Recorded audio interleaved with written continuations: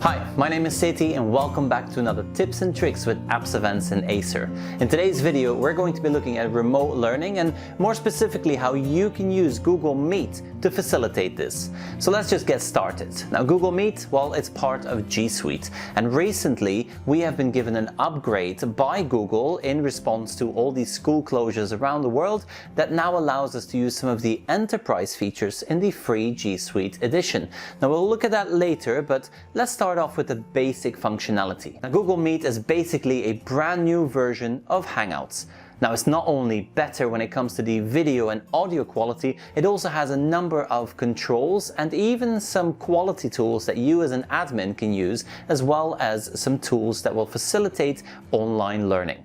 Now the first thing you'll want to do is you'll want to make sure that you have access to Google Meet. So let's go ahead and type in meet.google.com. Now once you're on that main page, you will see that you can now join or start a meeting. Now all the meetings have a link generated whenever this meeting is created. There is a great integration with the Google Calendar as well, and that means that whenever you create an event in the Google Calendar, you can also automatically generate a meeting room link. That link can then be shared with anyone and they can join.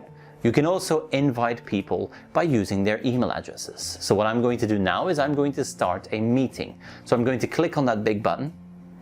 And now all I have to do is give my room a name. Now I'm going to call it the Demo AppsEvents room. Now here on this first page, you're going to get a preview of your audio and video quality. This also allows you to select different microphones or different cameras. Now as you can see here on the recording, I am currently recording into a video camera. However, the webcam of my laptop is also recording my voice as well as video footage.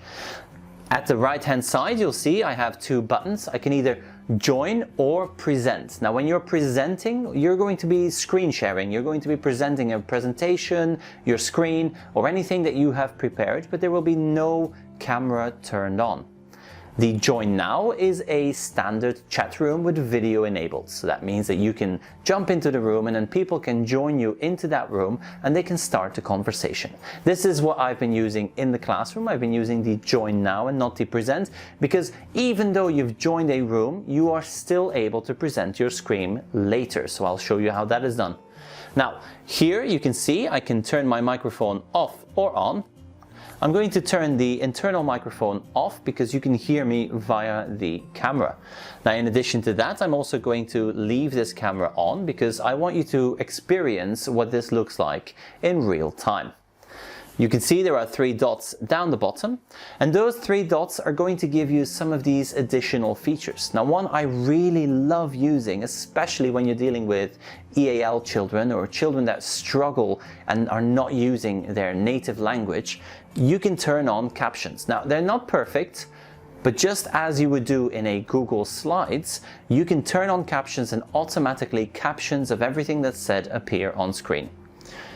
Diving into the settings, you will see that we can change the microphone used and we can even change the speakers. In addition to that, we have the video options, and these allow us to tweak the quality of the camera. At the moment, everything is set to maximum on my PC, but let's say that you are on a slightly slower connection. Well, then you can change that and you can bring the pixels down. I'm going to click on Done and I'm going to join this room. I'm now in the room, and before I do anything else, you'll see that there is information there. People can join by either clicking on that link that I share with them.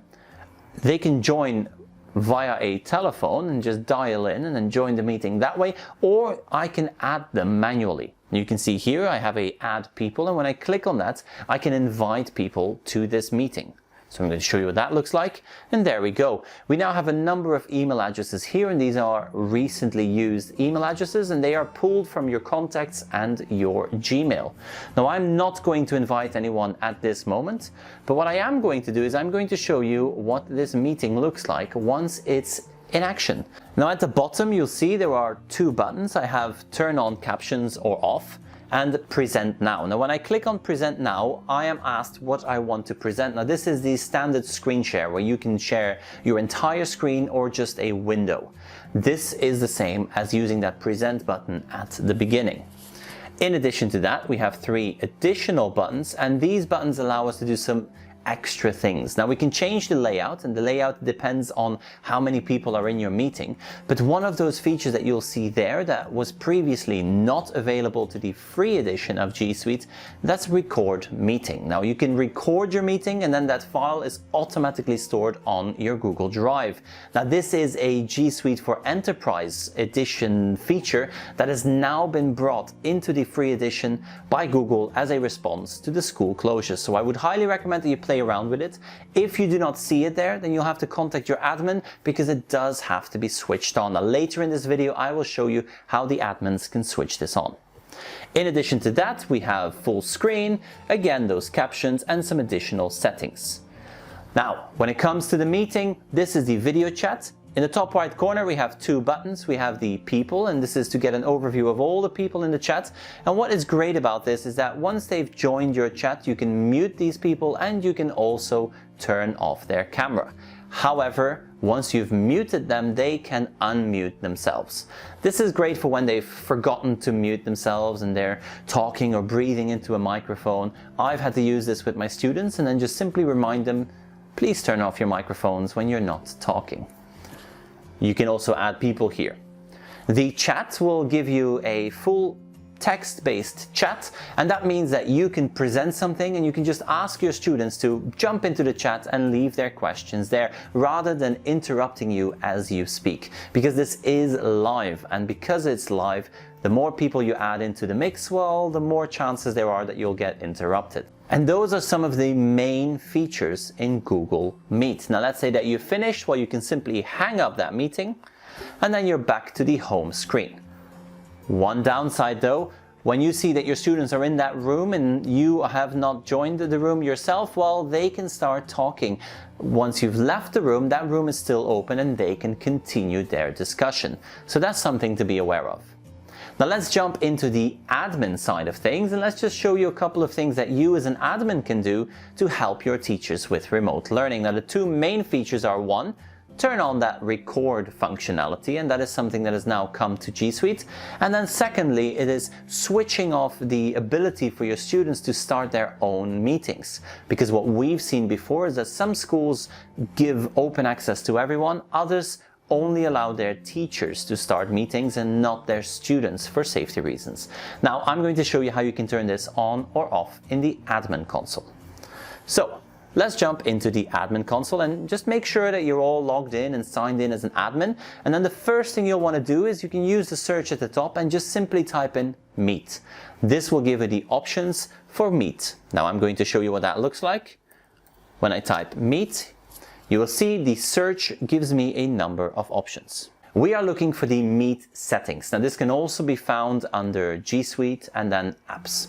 Okay, we are now in our settings, and this is a little bit confusing because you'll see it still says Hangouts at the top, but Meet is here within this same menu. At the bottom you'll see Meet settings, and that is where we want to go first. So let's go ahead and click on Meet settings.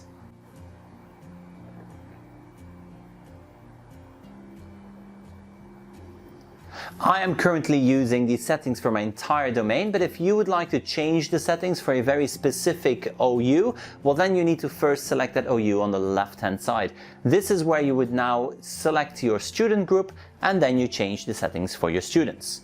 The first you'll spot on the right hand side is that we now have the ability to record our meetings. Now you can switch this on or off. Let's say that you'd like to change it, hover over it and then just click on that edit button. You can untick this or tick this, and usually this rolls out pretty quickly. Now it does say there, please allow for up to 24 hours, but usually it rolls out much quicker. And then as we scroll down, you'll see that there is also that video calling. This is where we can allow our users to place video calls, or we can turn this off.